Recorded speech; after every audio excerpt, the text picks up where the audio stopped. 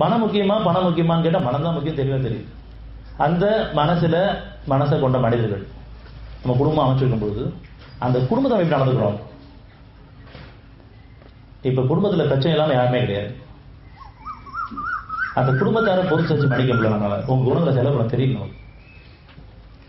ஒரு குடும்பத்தை நம்ம அமைச்சு கொடுத்த காரணமே நீங்க புனித சம்பாதிக்கிறதுக்காக தான். உங்க குணங்களை செலவு பண்றது, உங்க பொருளை செலவு பண்றதுக்காக. அற்ப பொருளுக்காக அமைதி இழந்துடுறோம், மனசை கெடுக்கிறோம். இதுல யாரும் விடுபட முடியாது, எல்லாமே இருக்கு.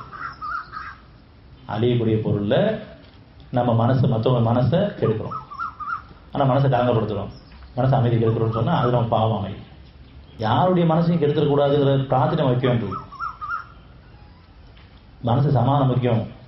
நான் பல பேர் சமாதானத்தை கெடுக்கும்போது என்னுடைய சமாதானம் கெட்டு போயிருக்கு. நீங்கள் இது போன்று இருமடங்கு துன்பம் உண்டு பண்ணியிருந்த போதிலும் என்னுடைய பேச்சில், என்னுடைய செயலில், என்னுடைய பார்வையில கூட மற்றவங்களுக்கு அதிகமாக வைப்போம்.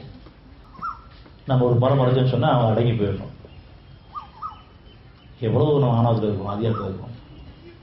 எனக்கு பயப்படணும் எல்லாருமே அப்படிங்கிற ஆணவத்தில் பெருமை இருக்கும்போது நமக்கு சோதனை மேல சோதனை, ஆணவம் அழியணும், பெருமை அழியணும். இது யாரும் வீட்டில் இல்லாம இருக்கு. குடும்பத்துல நம்ம அடிமையா வச்சிருக்கிறோம். நம்ம குடும்பங்களை அவங்களும் என்னுடைய அடியார்களா இருக்காங்க. ஏன் இன்னைக்கு நமக்கு அடிமைத்தனமான வாழ்க்கை வந்துச்சுன்னு சொன்னா, எனக்கு கொடுக்கப்பட்ட ஒரு சின்ன பகுதியில நான் எந்த அளவுக்கு வரம் பெற முடியுமோ நம்ம ஒவ்வொருத்தரும், அது ஆணாகலாம் பெண்ணாக இருக்கலாம்.